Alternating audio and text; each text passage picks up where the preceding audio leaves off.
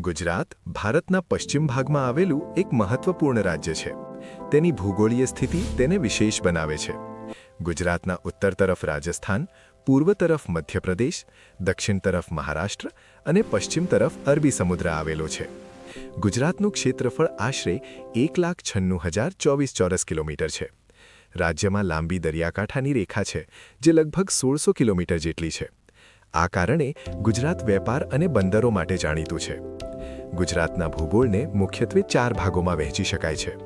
પ્રથમ છે કચ્છનું રણ, જે એક વિશાળ ખારાશવાળું મેદાન છે. બીજું છે સૌરાષ્ટ્ર પ્રદેશ, જ્યાં ટેકરીઓ અને ઉપજાઉ જમીન જોવા મળે છે. ત્રીજું છે ઉત્તર ગુજરાતનું મેદાન, જે ખેતી માટે અનુકૂળ છે.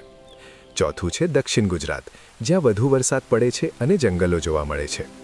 ગુજરાતની મુખ્ય નદીઓમાં નર્મદા, તાપી, સાબરમતી અને મહીનો સમાવેશ થાય છે. આ નદીઓ ખેતી અને પાણી પુરવઠા માટે મહત્વપૂર્ણ છે.